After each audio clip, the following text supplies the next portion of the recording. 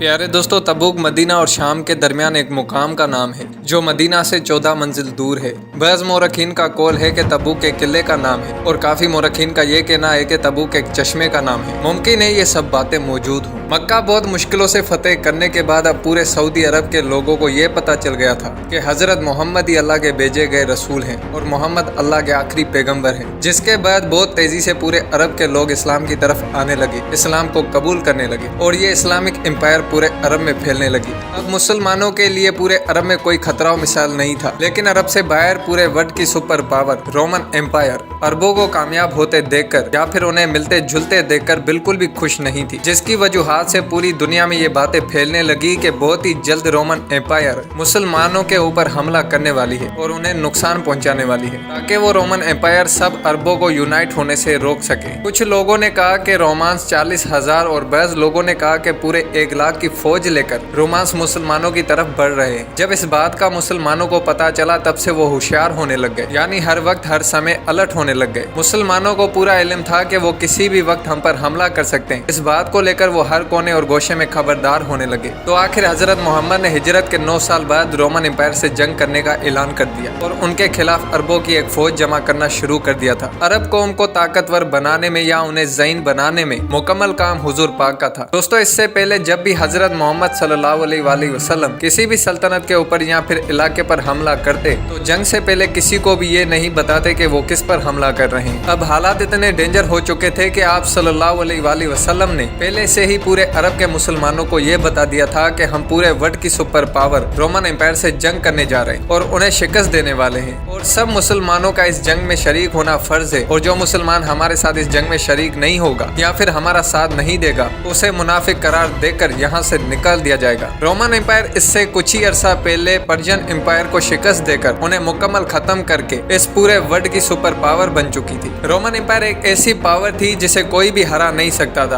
और उसे चैलेंज देना तो मुमकिन ही नहीं नामुमकिन हो गया था। और सबका ये ख्याल था कि अरबी जो अभी कुछ ही अरसा पहले एक दूसरे के साथ जुड़े हुए हैं वो अपनी लाइफ में कभी भी रोमन एम्पायर से जंग नहीं कर सकते, उसे नहीं हरा सकते। और काफी मुनाफिकों ने सब मुसलमानों को रोमन एम्पायर की ताकत और उरूज से डराना शुरू कर दिया। मुनाफिकीन को पता था कि ये मुसलमान कौम बहुत ताकतवर कौम है, अगर ये एक साथ होकर किसी भी दुनिया की ताकत से लड़ने के लिए तैयार हो जाए तो ये दुनिया की हर एक कौम या सल्तनत को शिकस्त देने की ताकत रखती है। और मुनाफिकीन को इस बात का इल्म था कि इस दुनिया में अगर कोई ताकतवर कौम है तो वो मुसलमान कौम है। प्यारे दोस्तों, जब हजरत मोहम्मद सल्लल्लाहु अलैहि वसल्लम ने रोमन एम्पायर से जंग करने का ऐलान किया था तो उस वक्त मुसलमानों के 2 हिस्से अलग खड़े कर दिए गए। एक उनमें वो लोग थे जिन्होंने अपना सब कुछ कुर्बान करके बगैर किसी डरो खौफ के मदीना की तरफ रोमन एम्पायर से जंग करने के लिए रवानगी इख्तियार कर ली, और दूसरे वो जो इतनी ताकतवर और खतरनाक जंग करने से इनकार करते रहे और बहाने बनाते रहे। धीरे धीरे अरब के नौजवानों ने हजरत मोहम्मद की फौज को ज्वाइन करना शुरू कर दिया और आहिस्ता आहिस्ता करके इस फौज का नंबर 30,000 हो गया और हजरत मोहम्मद की फौज पूरे अरब में सबसे पहले नंबर पर और बड़ी फौज बन गई।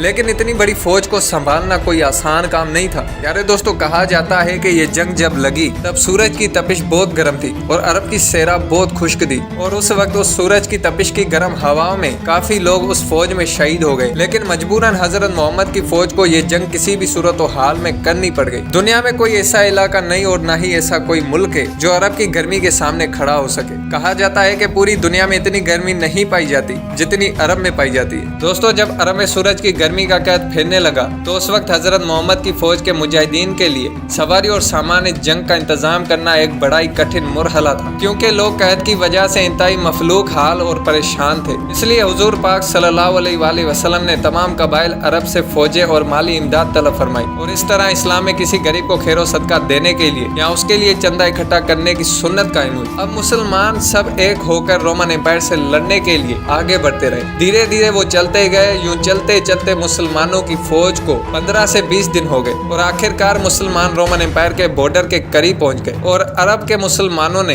रोमन एम्पायर को जंग करने की दावत दी। तो रोमन एम्पायर जो पूरे वर्ल्ड की सुपर पावर थी वो मुसलमानों से जंग करने के बजाय अपनी जानें बचाकर भाग निकली। दोस्तों, अब तक पूरी दुनिया के हर कोने और गोशे के लोग मुसलमानों को एक छोटी सी सल्तनत या फिर फोर्स समझते थे, लेकिन जब पूरी दुनिया ने देखा कि रोमन एम्पायर अरब मुसलमानों की फौज को देखकर भाग गए। तब जाके पूरे वर्ल्ड के लोगों को इस बात का इल्म हुआ कि ये मुसलमान कौम सबसे बड़ी ताकतवर कौम है और ये आने वाले वक्त में पूरी दुनिया पर राज करेगी। तब्बूक के पास जो छोटे छोटे बादशाह थे वो अब तक रोमन एम्पायर के अंडर रहते थे, लेकिन जब मुसलमानों की इस ताकत को उन्होंने देखा तो उन सब ने रोमन एम्पायर को छोड़ने का फैसला किया और दोस्तों हजरत मोहम्मद सल्लल्लाहु अलैहि वसल्लम के सामने खुद को सरेंडर कर दिया और जजिया देने का भी प्रॉमिस किया। जब हुजूर पाक सल्लल्लाहु अलैहि वसल्लम ने रोमन एम्पायर को भाग भगाया तो उसके बाद आप सल्लल्लाहु अलैहि वसल्लम ने तबूक में 20 दिन तक वहां क़याम फरमाया और इतराफ और जवानिब में अफवाज इलाही का जलाल दिखाकर और कुफार के दिलों पर इस्लाम का रौब बिठाकर मदीना की तरफ वापस तशरीफ ले गए। और हजरत मोहम्मद सल्लल्लाहु अलैहि वसल्लम के जाने के बाद तबूक में फिर कोई जंग नहीं छिड़ी, फिर हमेशा के लिए तबूक में अमन और अमान कायम हो गया। दोस्तों ये जंग हुजूर पाक सल्लल्लाहु अलैहि वसल्लम के लाइफ की आखिरी जंग थी। इसके बाद हुजूर पाक सल्लल्लाहु अलैहि वसल्लम इस दुनिया से रुखसत फरमा गए। प्यारे दोस्तों अगर आपको हमारी ये वीडियो पसंद आए तो इस वीडियो को लाइक करें। अगर आप हमारे चैनल पर नए हैं तो चैनल को सब्सक्राइब करें। शुक्रिया।